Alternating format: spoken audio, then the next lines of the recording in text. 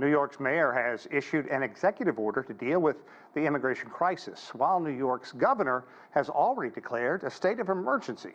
Jody Jacobs has more. It's here at the Port Authority bus terminal where many migrants first set foot in New York City. They usually arrive at the crack of dawn from the southern U.S. border. More than 60,000 migrants are already here. The mayor says that the city cannot cope, and with Title 42 being lifted, New York will struggle as more migrants potentially make their way to the city. He has been calling on the federal government for assistance, but to no avail. Now both the governor of New York State and the mayor of New York City are taking drastic steps. The governor has declared a state of emergency to make it easier for the state to quickly lease space and purchase supplies to house migrants. At the same time, New York's mayor has issued an executive order making changes to the city's decades-old shelter laws.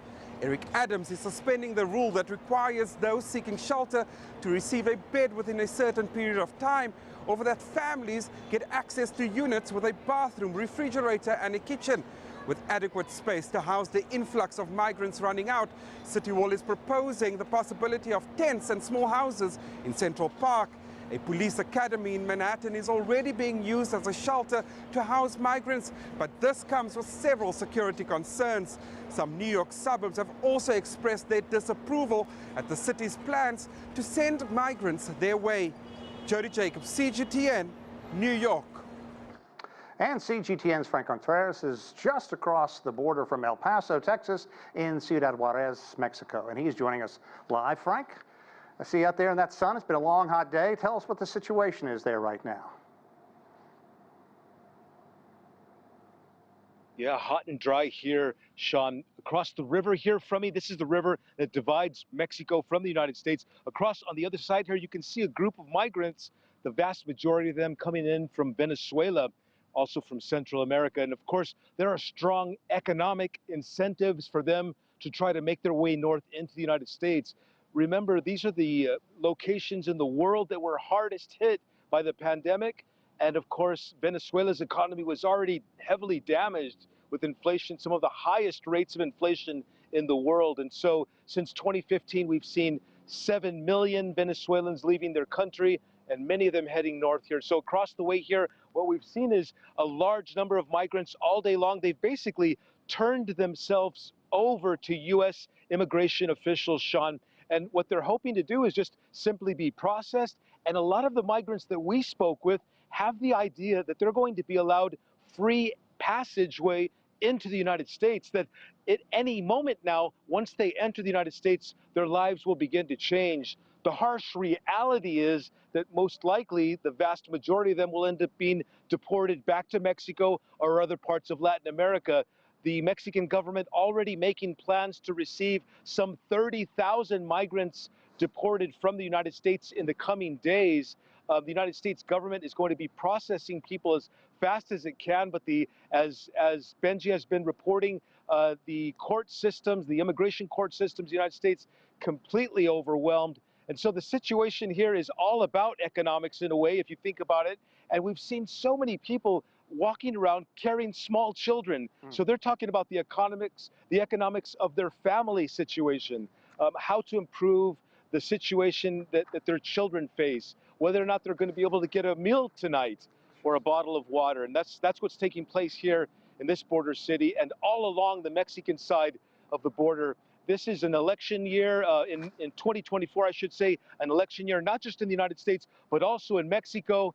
And this election year, immigration is going to be one of the greatest challenges that this hemisphere is facing. Sean. Yeah, Frank, and really no easy answer to this. We heard Benji say that these migrants should apply with an app on phone. I mean, you talked about it, the harsh reality. Do you think that these migrants realize what the situation is right now?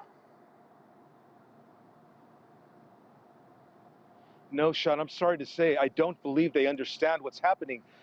We've spoken to many migrants in the last couple of days here, and we've been told things like they really believe what they're reading on social media, that there is going to be free passage. Now, a lot of the migrants have tried to use the CPB-1 application that the U.S. government is using to try to process their asylum claims, but a lot of that gets bogged down. And in some cases, we've heard stories where the CPB app won't read people's faces because the skin is too dark colored. It won't read their faces. And so they're having a hard time even registering their cases on that application, Sean. Frank, that is rough. Great job out there on the border. We'll, of course, be keeping in touch with you. Frank Contreras, Ciudad Juarez. Thank you so much. Okay, now let's get more information on Title 42 and the future of U.S. immigration. We're joined by Allen Orr. He is the former president of the American Immigration Lawyers Association and founder of Orr Immigration Law Firm. Thanks very much for joining us. I just want to get your reaction to what you've heard so far, especially from Frank. These legions of people pouring toward the border and have these images, this belief that it's going to be all a bed of roses once they cross the Rio Grande. So people handaging the United States in massive numbers is nothing new, right? That's been several campaigns of caravans coming. It's a seasonal thing. It's happened many times before, and the border's been closed for 2 years, and so now we're reopening the border for regular asylum processing. So we should expect this type of number of people appearing. So I think one of the burdens that the United States does not bear is who or how we can control how many people actually appear at our border. What we can control is the way that we process individuals once they appear at our border. Yeah, I probably jumped ahead of myself just a bit. Kind of walk us through the significant change that happens at midnight Eastern time here in the United States. All this legislation that was approved to make it very difficult for people to cross the border for safety, security reasons during the pandemic, they basically go away. Right. So Title 42 was a healthcare rule that allowed the United States to remove people summarily and did not allow people to apply for asylum. Tonight at midnight, people will be able to apply for asylum. So a little bit of the hoopla around something magical is going to happen is not really going to happen. The asylum rules here are a lot tougher than they were before, and that's going to be in place for individuals who enter irregularly, meaning between the ports, or who don't have an application through the CB1 port. They're going to be sort of outside of the asylum sort of ability to apply for asylum in the way that they would want to. And they're trying to have people apply from in-country, and they're also looking to get these processing centers up in both Colombia and Venezuela to be able to sort of process people before they get here, but that's years away from actually being set up in operations. Yeah. I think the main thing that has been from the administration is now is not the time to come. The rule still is, and it has been for last years, that right now the United States is not processing an asylum applications. Okay, the rule is not to come, but if you're living in a nation like Venezuela, how difficult is it to tell somebody that? And is the criteria different depending on the country of origin? Well, the criteria is different to how you'll be removed because Venezuela and Haiti right now aren't receiving individuals who are being removed from the United States, so they'll probably be sort of kept in Mexico.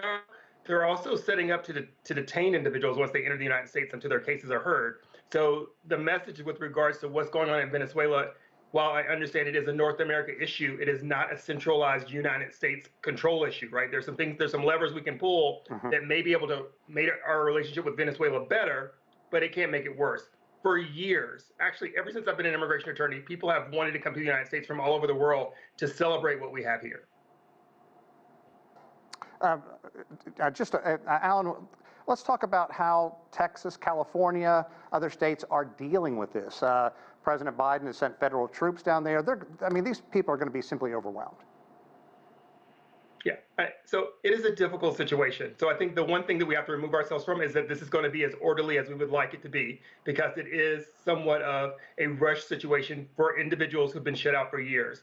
So for me, as an immigration attorney who sat through this many times actually at the border, through caravans and people arriving at the border in large numbers, even as we did with Ukrainians just recently accepting them, there will take some time to regularize the process for that large number of people that are going on. The different states are acting differently. The Biden administration sent people down there to help. He sent judges, he sent people to do the paper processing, and they're going to do speedy processing. As an immigration attorney, I don't think that that's due process when you do somebody so rapidly that they may not be able to make a valid case to be able to stay into the United States. Texas has set up their own state forces to go to the border and protect the border, which is illegal for international law for Texas to have such an operation. So those type of things that are going on in different states, Florida has now this new rule, if you're undocumented there, that it's a problem. So each state is doing something that we need our Congress to come over and do comprehensive immigration reform. So we just have one new standard that everybody understands. That's the reason why we have so many people at our border, because during each last presidential administration, they were changing the rules with regards to how an individual can apply or be received asylum at the border, when in fact the law has always been consistent, but the president keeps changing it, whichever president is in power, and that's what causes the large influx of individuals coming to our border. Alan, it's going to be difficult for the next couple of days. Right, we're kind of tight on time, so I want you to answer this as quickly as possible. It's my understanding that if someone tries to sneak across the border illegally, gets caught, then they are sent back and cannot apply for any kind of right to stay in the United States for at least 5 years. And what do you say to these hardcore conservatives who right now are pointing at the border and said, Donald Trump had it right, let's build a wall and keep everybody out? Right. So our border is quite big for a wall, so that won't work. It hasn't worked in the past, and what you said is exactly true under Title 8. If you enter in between the ports, which these immigrants may not know where the ports are, right? If they've never been here, how do they know where to enter? They will be removed and not able to re-come for 5 years, which probably means they'll never be able to come. You're correct. Okay. Thank you so much, Alan. I'm sure we'll lean on your expertise in this matter in the near future. We certainly appreciate your time.